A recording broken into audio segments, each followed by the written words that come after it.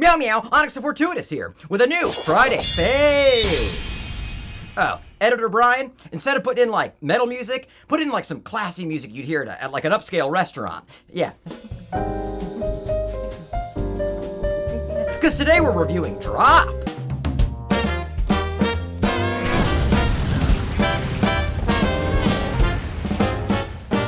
Drop is a movie directed by, doesn't matter, and stars, yeah, I don't know, doesn't matter. And it came out, it doesn't matter, because the movie's stupid and dumb. Yeah, so I don't even remember who made it and who was in it. Doesn't matter. You may have seen the trailer. It's about a woman who's on a date at a restaurant, and she starts getting drops. And if you're not shitting yourself already, then you're not going to like this movie. I don't like it! I don't like to think about it! Yeah. Guess what's not scary? Airdrops. Yeah. Yeah. And it's funny because in the movie, they can't even call them airdrops because I think like that's a proprietary of Apple. I don't know. So they got to call them digidrops. And they got to explain it too. So they got the main character and he's like, oh, you're getting digidrops, I see. Huh. Not airdrops. That's something different. And the crazy thing is, that's not the most stilted dialogue in the entire film. There's plenty more stilted dialogue. I mean, this movie was so stilted, it was on stilts.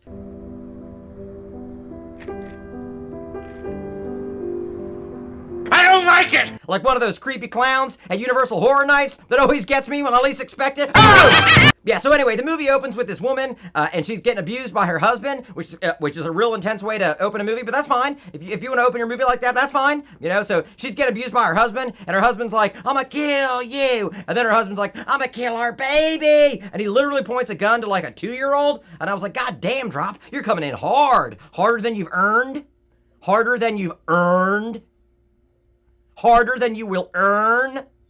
Not unpacking difficult subject matter at all. You will not earn this depth. Anyway, so the guy doesn't kill the baby or the woman. He just kills himself. And then we're off to the races. Isn't that fun? Yeah, let's go. Let's get dropped. Harrowing domestic abuse. Let's get dropped.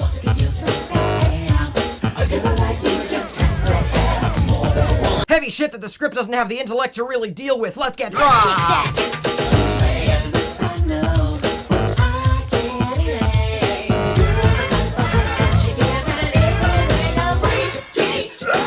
So a couple years later, that woman goes on a date with a guy she's been like texting a lot, but she's never met him in person, and he's that hot guy from It Ends With Us, another movie about domestic abuse, actually, weirdly. And this guy plays the same role in this movie that he did in that movie. He's like the guy that's like not the abusive one, and he's like, I want to rescue you, Drop Lady, and in fact, I wonder if it exists in the same universe as It Ends With. Is this a spin-off of It Ends With? Is this a?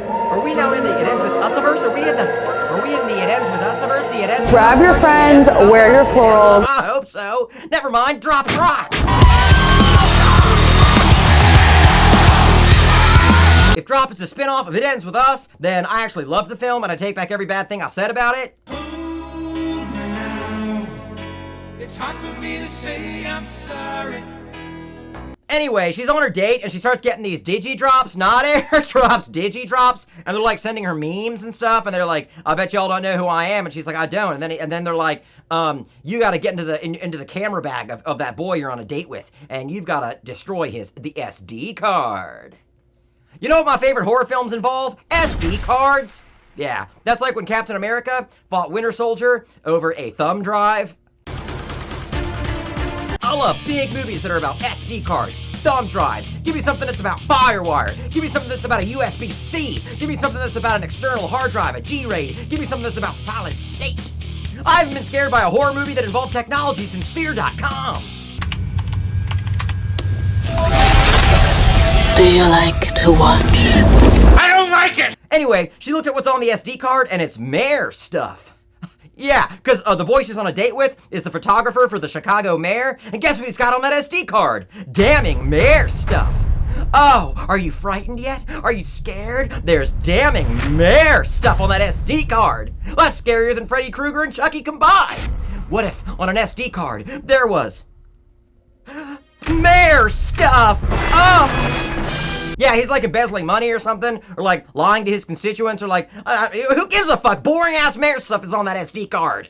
So she's told she's got to go and like smash the SD card in the bathroom, so she does, and she flushes it down the toilet, but then the Digidrop guy is like, that's not it. I've got more Digidrops to send your way. And then the next 20 minutes of the movie is a lot of texts. Getting a lot of texts.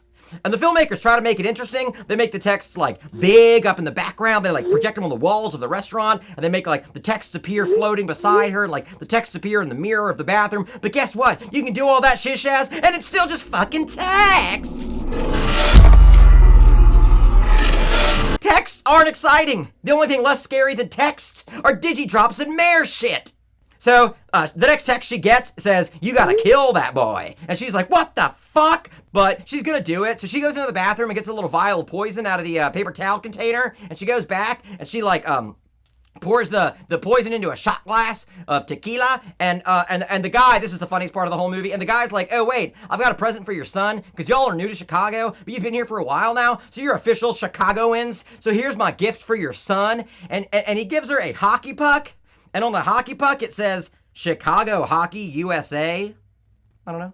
Yeah, it doesn't say Blackhawks. It says Chicago Hockey. Now, I get it. In movies, you can't always use NBA and NHL logos and stuff. But if you can't get the rights to the Blackhawks logo for your big movie, then maybe you should just not have a hockey puck in the film set in Chicago. Party people!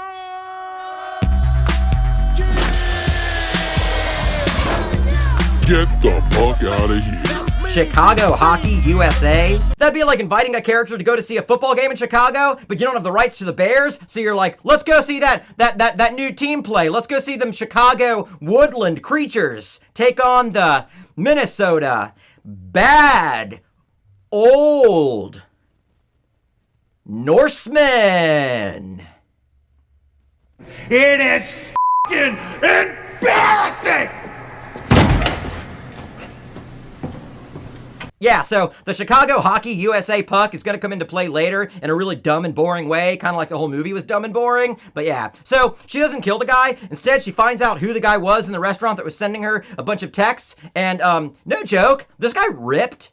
It's a character actor named Reed Diamond. Yeah, sounds like a porn star name, but it's not. I mean, he might have done porn, but I haven't seen it. But if he had done porn, I'd probably want to see it, because he was on Homicide Life on the Street, and he rips!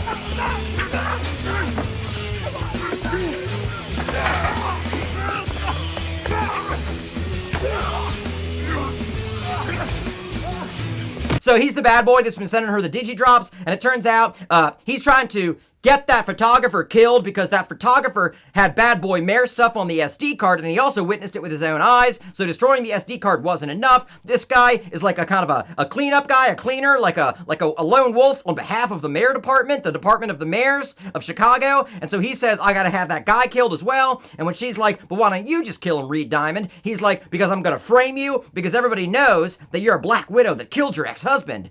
But no one thinks that. So it's a bad plan, Reed, because no one thinks that.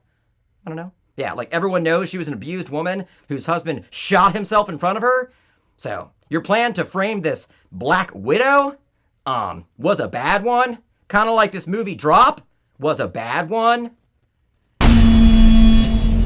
I don't like it. So anyway, he gets mad and starts shooting up the restaurant, and then like he shoots the windows, and they're in a really tall restaurant, like they're at the top of like the Space Needle, but it's not the Space Needle because it's in Chicago. But of course there are no Blackhawks, there's only Chicago Hockey USA, so maybe this is the Space Needle, but it's like the Chicago version of the Space Needle. Maybe it's called the Tolly Tall Building. So they're at the top of the Tolly Tall Building in Chicago, and he shoots the window, and then she's on the ground, and he's about to shoot her, but like the wind's getting sucked out through the window because they're so high up, it's like pressurized. So she takes out the Chicago Hockey USA puck, and she's like, and it cracks the window, and Reed Diamond is like, play!